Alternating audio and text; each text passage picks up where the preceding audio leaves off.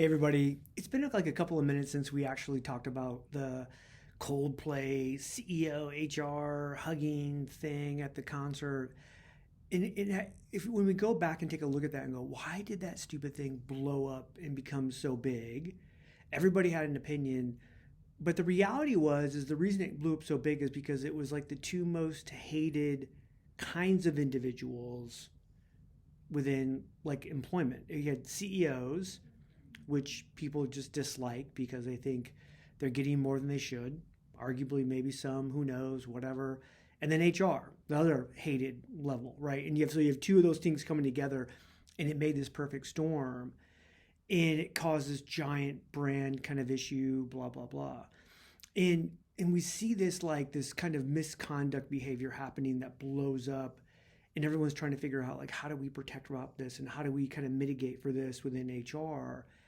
And a lot of that has to do with like your ability to kind of be out in front of this, whether that is pre-employment screening, social media screening with like tools like fama, and things like that, like even ongoing. Like so often like we just forget, we're like, oh, we did some pre-employment, we screened, did the background, did the social media check, and then they get into work and then we just forget about it. You're like, well, wait a minute, maybe they did a really good job of cleaning that stuff up, or maybe somehow something happened in their life where now they're going to become a misconduct risk.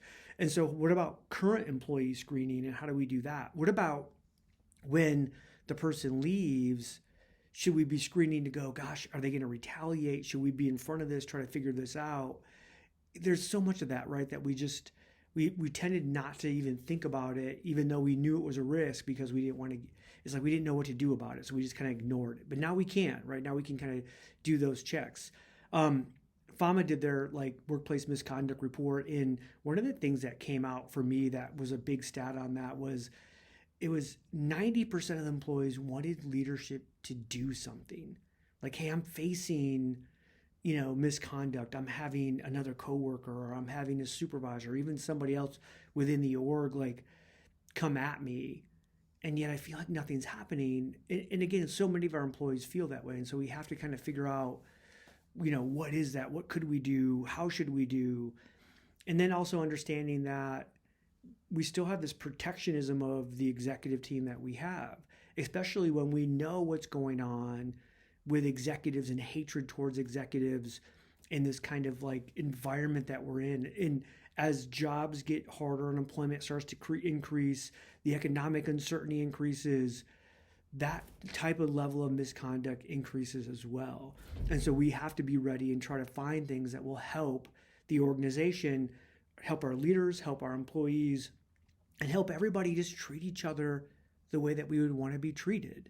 It seems so simple, and yet we continue to see week after week, month after month, really major examples of brands blowing up because of like, I would say simple misconduct, but almost normalized misconduct, and it shouldn't be normalized, but it's becoming that. And so we have to do better as HR leaders and pros to really be able to go after that, protect that, figure out what we can do within a system. Again, the things I know that work best are, we need to find out, is this person potentially going to have misconduct that's already happened that we just don't know about?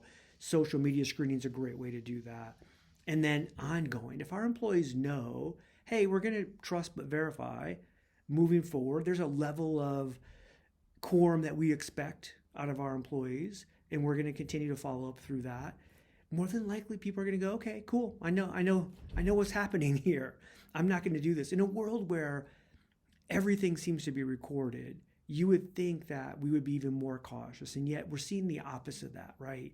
So often it's almost like people are doing it knowing that they're going to be like, oh, this is going to hit the social channels. This is going to hit, Instagram or TikTok or whatever, and going to blow up, and they're almost fine with it.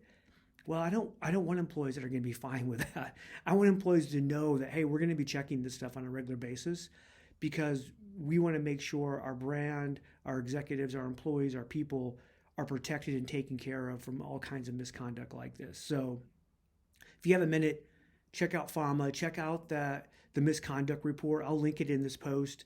I think it's a really big thing to take a look at and just to share with your executives. I think especially in the financial services, banking, you saw like Goldman Sachs coming back and starting to do in-person interviews and do things where they're trying to do anything that goes, gosh, how do I know this person enough, right? Well, we never know them enough.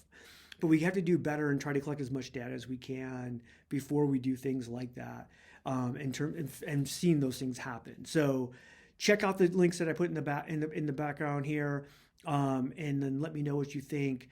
Have you had misconduct happening? Do you see it increasing at your work? That's what we're seeing across the board. So I'd be interested to see if you're seeing it as well from the data that's out there. So hit me in the comments.